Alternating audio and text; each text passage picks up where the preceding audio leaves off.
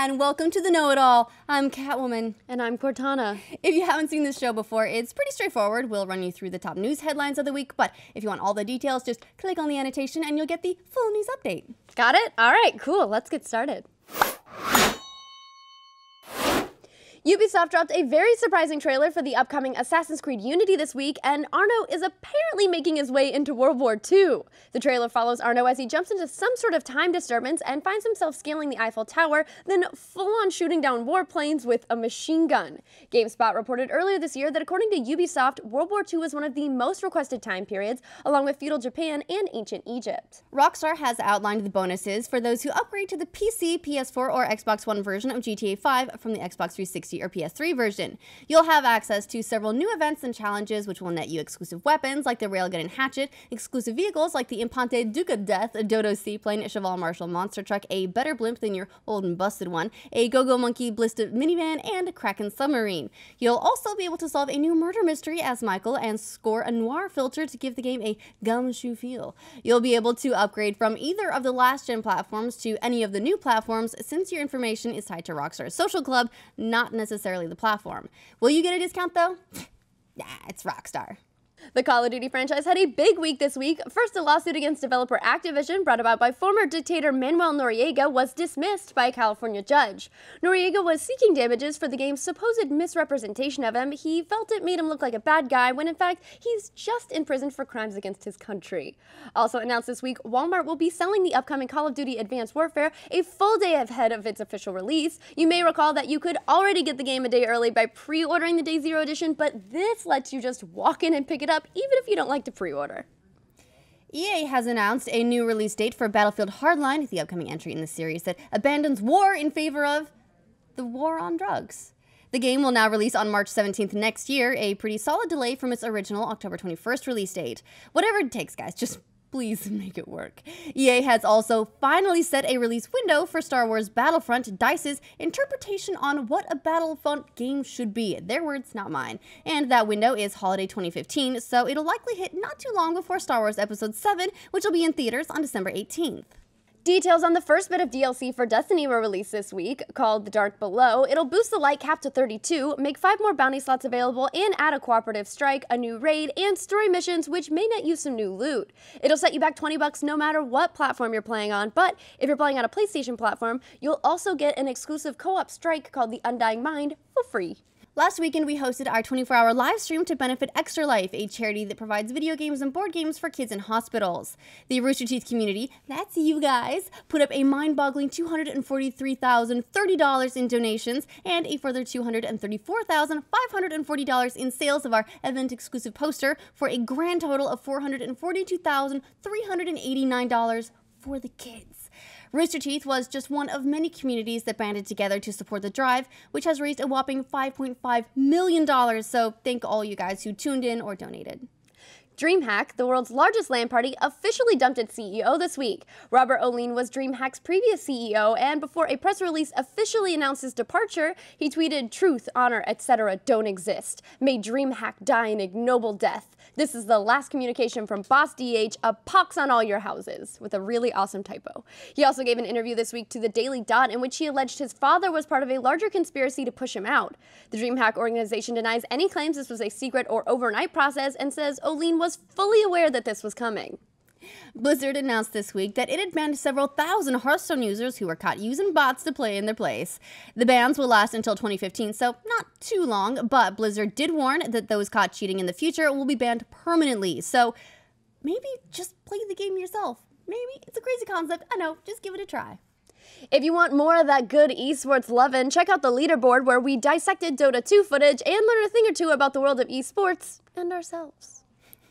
This week on The Patch, we tackle the hard-hitting topics like Oculus movies, Sunset Overdrive's surprisingly reasonable collectibles considering there's like 750 of them, and the guy who got a DUI while riding a horse. Yes, that's game-related, I think. And now let's move on to movies and TV because, damn Marvel, you cray-cray. This week, Marvel outlined their Phase 3 lineup of movies. We will, of course, get the expected additions to franchises already out, including Captain America with Civil War, Thor with Ragnarok, Guardians of the Galaxy 2, which doesn't have a fancy name yet, 2nd, and The Avengers, which is getting a two-parter following the Infinity War storyline. However, there are also new additions with Doctor Strange, which we'll talk more about in just a minute, Black Panther, Inhumans, and Captain Marvel, that being Carol Danvers, who took on the mantle in 2012 and will be the first leading lady in the Marvel Cinematic Universe. Don't hold it against her, Black Widow. These movies are all set to release by 2019, competing directly against the lineup of DC movies that was recently announced, but Marvel has already planned out to 2028, so what else could they have in store? We snuck a camera into their planning meetings. Let's take a look at what we found. All right, guys. Well, obviously, I'm Stan Lee of Marvel Comics. Hey, Stan. Hey, Obviously. guys. Excelsior. So, as you know, this week we announced a bunch of Marvel Studios movies for the next couple of years. Yeah, we have Infinity Wars, and we got Captain America, Iron Man stuff. It's All awesome. And Inhumans. Yeah, Inhumans. What is that one? Oh, it's a comic. A comic. Did I make that one? Yeah. Was it any good? It's pretty good. All right. Well, cool. Whatever. We'll just put a couple of sequels on. It'll be fine. Here's the real deal, though. We announced that we were making movies all the way through 2028, but we don't actually have that many movies. So we got to come up with about 10 years worth of ideas in this room. What do you got? Got a lot of great ideas. A lot of untapped heroes. Yeah. Dazzler. Oh, no. Too disco. Cloak and Dagger. Too interracial. Moon Knight. Not interracial enough. Guys, we need to think big. We need to think hits. Avengers 4. Oh, I like the sound of that. Okay, what's that one about? We got the Avengers, and they're gonna fight evil Avengers. Like clones. Evil clones. That's even better. Yeah, we could do a couple sequels on it, too. We could have like Avengers 4 Part 1 through 5. That'd be great. All right, what else? Daredevil 2. No, come on. The first Daredevil was terrible. Nobody would go see a sequel. As Iron Man 4. All right, explain that. So it's Iron Man 4. Okay, you got me. Tony Stark comes home. He sits down on the couch, puts in Daredevil 2, watches the movie in its entirety. That's the whole film. I would actually go see that. It's tested really well. Okay, great. Well, then we'll just like throw a couple sequels on that bad boy, too. Wait, sequels on Iron Man or Daredevil? Whatever. Both. Okay. All right. Yeah. We have another idea. Okay, so it launches in 2021. Okay, it's illustrated stories based off our movies. Okay. Yeah, and then we're gonna release them on a monthly basis. Wait, isn't that just comics? Or are they the sequel to comics? Now you're speaking my language. While we're all marveled up, ding, British actor Benedict Cumberbatch is reportedly Marvel's new choice for Doctor Strange and is in talks for the role after negotiations with Joaquin Phoenix, who was the previous frontrunner for the role, fell through. Cumberbatch is known for his work on the BBC show Sherlock, as Smaug in The Hobbit, and as Khan in Star Trek, and, of course, as the man of my dreams. The principal cast for Game of Thrones has signed on to the show for a 7th season and jointly renegotiated a raise that will see them among the highest paid on cable television, which, considering that the Big Bang Theory stars make like $1 million an episode, is saying something. It's going to be expensive, HBO, but definitely worth it. The principal cast include Kit Harington, Emilia Clarke, Lena Headey, Peter Dinklage, and Shmorgan Heckengard. And before we all start shouting about spoilers, let's remember two things. One, that this is Game of Thrones and they could still be killed off at any time, so just because they've agreed to return doesn't mean that they will. And two, Season 5 will begin introducing flashbacks, which means we may also be seeing more of characters that are currently very, very dead. And hopefully the Battle of the Trident, the Sack of King's Landing, Jon Snow's origins. There's so many possibilities. It's so exciting. We talk more about movies and TV, and this week about Marvel in particular on our movie and TV podcast Screenplay, and we also got into the Halloween mood by watching and discussing everything Addams Family. They're so morbid. Now let's get technical with tech and science. The United States Federal Trade Commission has lodged a lawsuit against AT&T. How much must it suck to get sued by your own government? For throttling the internet speeds of mobile users on unlimited data plans. AT&T stopped offering unlimited data to new customers in 2010, but anyone who already had one got to keep it. However, AT&T makes way more money on their current tier data plans, so they implemented a plan to create an artificial slowdown of up to 95% for unlimited users once they pass a certain invisible data cap, anywhere from 3 to 5 gigabytes, which the FTC says is bullshit. So they're going after AT&T and seeking an injunction and reparations for affected customers.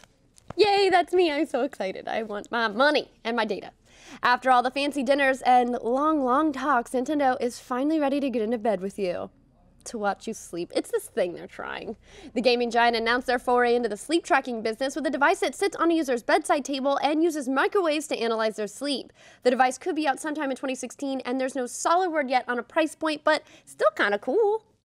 How much would you pay YouTube to take away all the ads? Don't say ad block, that hurts. YouTube has announced they plan to introduce a paid subscription service that will remove ads across all videos site-wide, kind of like Turbo on Twitch, but they also say it's still relatively early in the planning process, so they don't know exactly when it will roll out, what it will cost, or whether there will be any additional benefits beyond ad removal. So yeah, really specific. Thanks, YouTube. No newscast would be complete without a forecast, right? So we've got what's coming up in your world right now with Blaine. Thanks, Meg. Well, folks, get ready for a storm of new releases in November, with publishers fighting tooth and nail to get under your non-specific winter holiday decoration that may or may not be causing deforestation. Some of the highlights of this month include Call of Duty Advanced Warfare, The Wolf Among Us, and The Binding of Isaac Rebirth on November 4th, before an absolute avalanche on November 11th, where we'll get Assassin's Creed Rogue and Assassin's Creed Unity, Halo the Master Chief Collection, LEGO Batman 3 Beyond Gotham, Minecraft for PS Vita, and Sonic Boom Rise of Lyric and Sonic Boom Shattered Crystal. World of Warcraft's Warlords of Draenor expansion follows closely on November 13th. Adventure Time, The Secret of the Nameless Kingdom, Dragon Age Inquisition, Far Cry 4, Grand Theft Auto 5 for current-gen consoles, Middle-earth Shadow of Mordor for last-gen consoles, and Watch Dogs for Wii U all hit on November 18th to keep ahead of the dreaded Black Friday shopping hurricane, which will come later than usual this year on November 28th. Pokemon Alpha Sapphire and Omega Ruby and Super Smash Bros. For Wii U also hit in ahead of the big day on November 21st, and Persona Q for 3DS will end the month's release storm on November 25th. For more details on all these games and even more releases, make sure you check out Coming Soon by the Achievement Humpers. So that's the forecasting games, but we've got plenty of incoming movies as well, starting with Big Hero 6, the first fully animated Marvel movie from Disney on November 7th, and Christopher Nolan's interdimensional sci-fi flick Interstellar on the same day. Dumb and Dumber 2 hits next on November 14th, and pressure is building steadily for Hunger Games Mockingjay Part 1 on November 21st. Then Horrible Bosses 2 and Penguins of Madagascar on November 26th.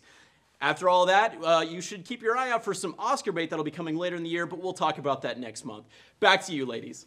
That's it for the Know-It-All this week. Your knowledge tanks are now at full capacity. Make sure you join us next week, same cat time, same cat place. Or if you're a Rooster Teeth sponsor, join us at 1 p.m. on Fridays where we broadcast, we mess up a lot, and we're not even sorry about it. Have a great weekend, everyone, and happy Halloween.